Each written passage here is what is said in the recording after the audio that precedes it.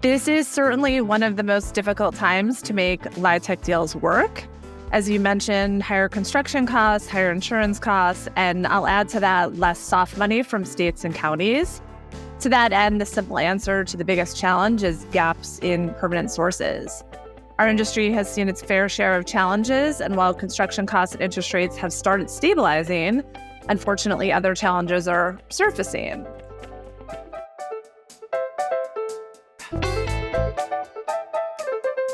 Welcome to BuzzHouse, a Baker Tilly podcast where you can hear all the buzz around multifamily housing, with all the info you need to help you win now and anticipate tomorrow. Hi, I'm Don Bernards, the principal in charge of Baker Tilly's multifamily housing practice. And I'm Garrick Gibson, a principal at Baker Tilly, also specializing in consulting on multifamily housing transactions across the country. Let's get started.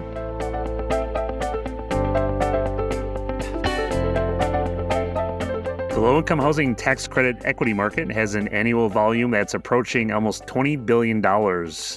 As such an important piece of the LIHTC deal capital stack and affordable housing industry, there is always extreme interest. Garrick and I always see it every conference, every time we have a guest on our podcast, just very extreme interest from the viewpoint of the tax credit syndicator. We are very glad to have joined us today from R4 Capital, Lindsay Soyka and Jason Gershwin. Thank you both for joining us today. Good to see you. Good to see you.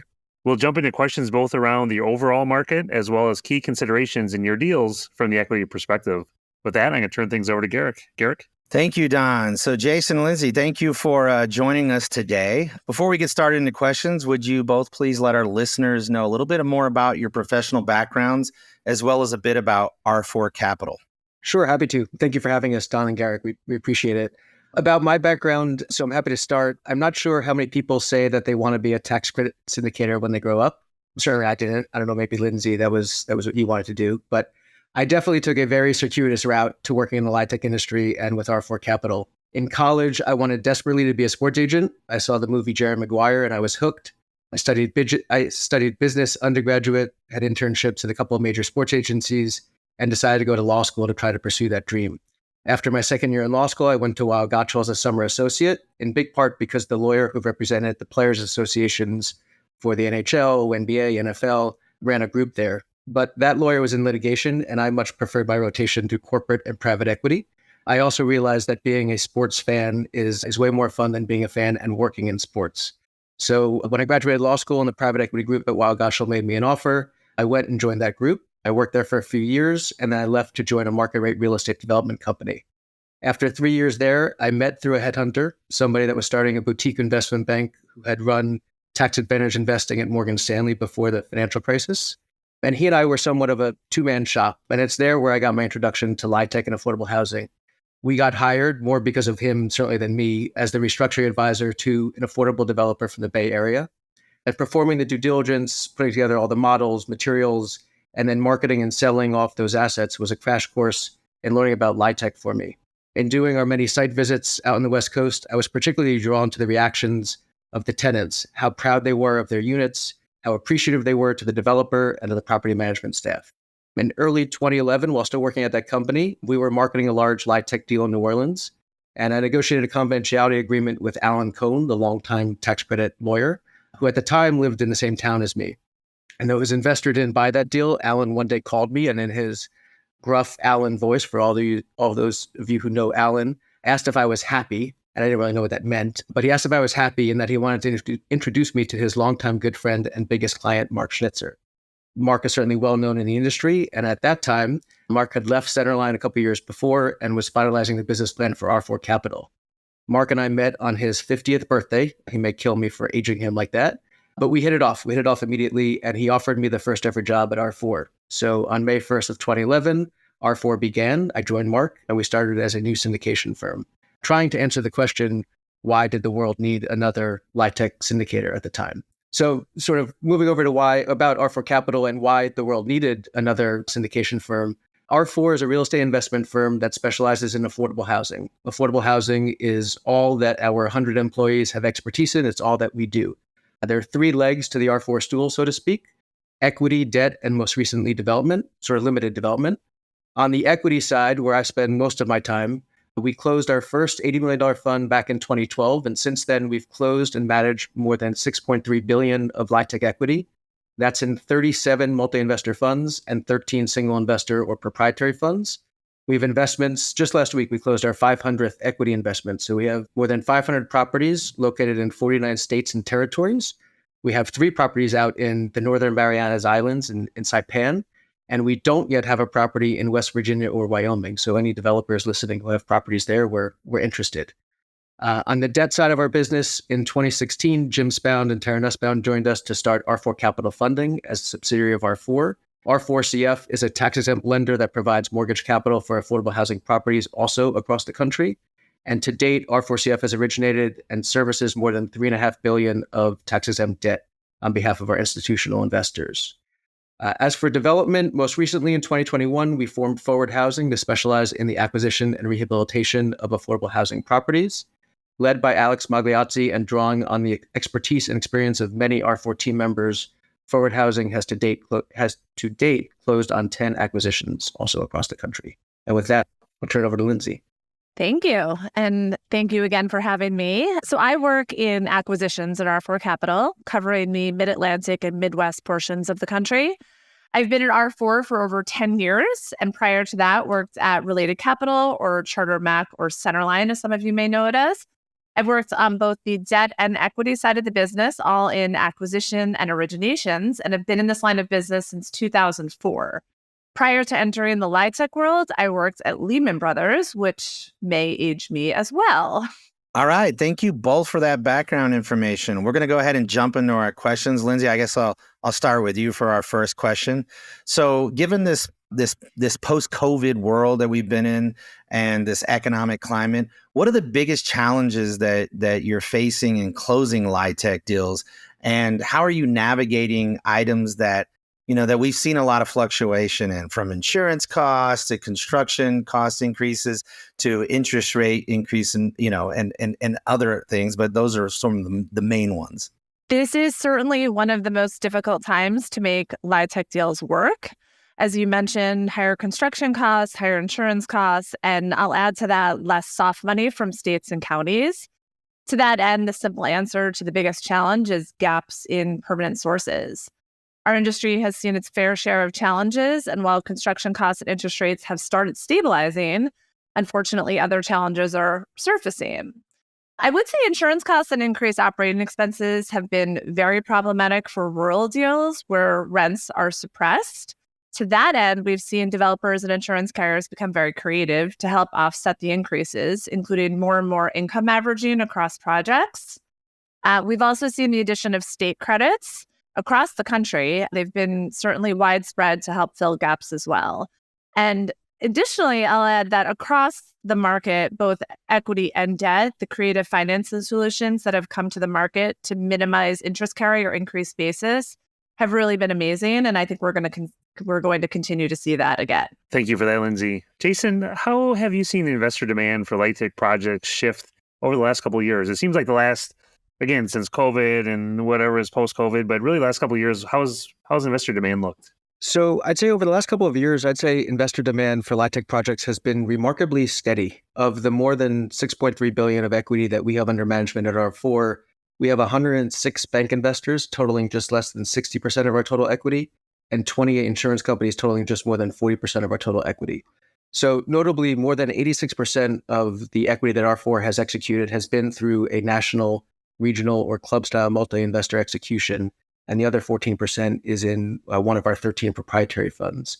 Our bread and butter over the last 13 and a half years has been multi-investor funds, where we typically see a good mix of bank investors who are motivated all or at least in part by CRA, and insurance companies who are motivated by investment return and increasingly ESG and impact investing, certainly over the last couple of years.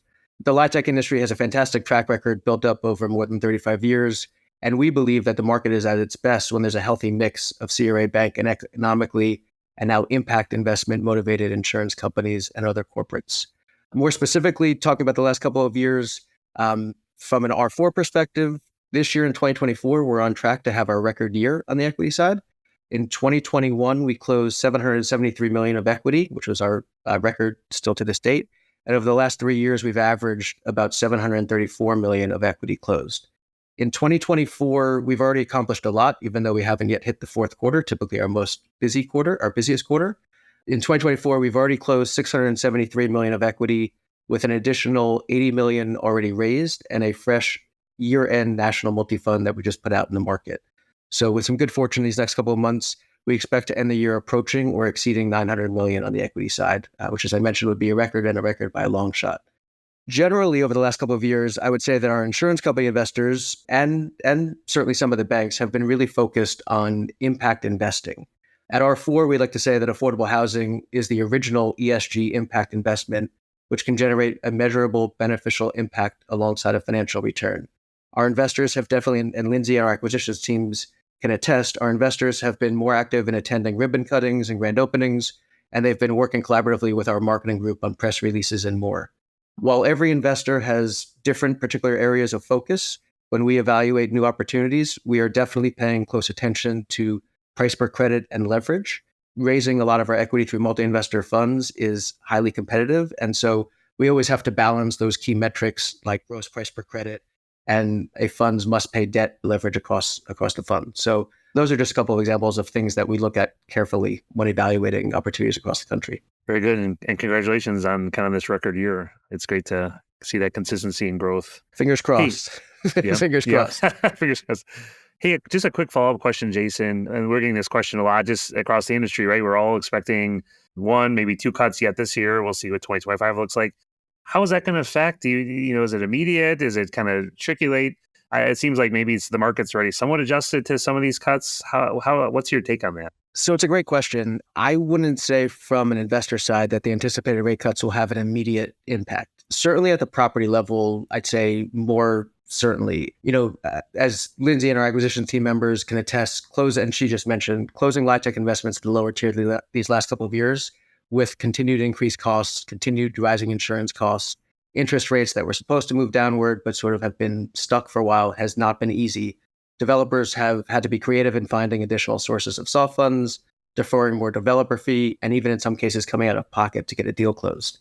So for sure, I would say reductions in interest rates will help alleviate some of those pressures and potentially could make some previously infeasible projects more feasible again at the lower tier. But at the investor level, I just don't envision any type of knee-jerk reaction. To your point, I think maybe it's been priced in. I don't expect or anticipate that investors will be in the mood to accept lower yields than we currently have out in the market. While at R4, we're selling and closing our multi-investor funds at a good, modest pace, there doesn't appear to be a flood of additional investor capital that's either entering or leaving the LIHTC market. So while we're all hopeful for lower rates here sooner rather than later, and I think it will help get more deals done, I think it'll be some time before we see any direct impacts on the investor level.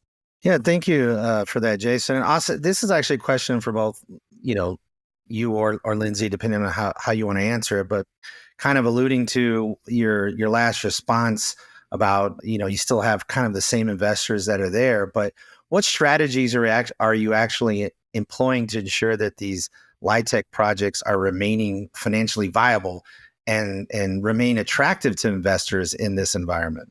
So that is one of our biggest challenges. We would love to say that increasing price per credit and no ceiling on leverage to make the deals work will also be attractive to investors, but we all know that's not the case and unfortunately impossible.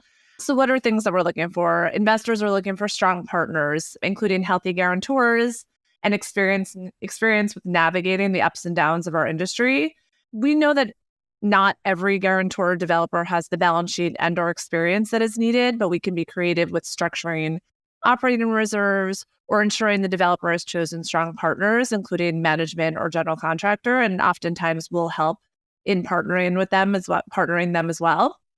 One of the biggest points of attraction to an investor is low price per credit, and we can offset that with faster pay-ins to help make the deals work and reduce interest carry. Investors are always attracted to CRA markets as well, as Jason alluded to, as well as social impact projects. So those are other things that we're looking for, or maybe developers should look into as well. More and more communities, have had increases in rental rates. Communities can't thrive without affordable housing, and we've seen more and more municipalities embrace affordable housing.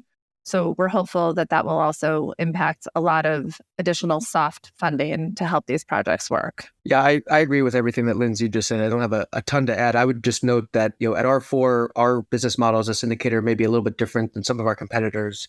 Of the nearly $6.5 billion of equity we have under management, 86% of that business is in a multi-investor fund, whether national or regional like California, or in some cases, we do very large deals in sort of a single asset club style fund.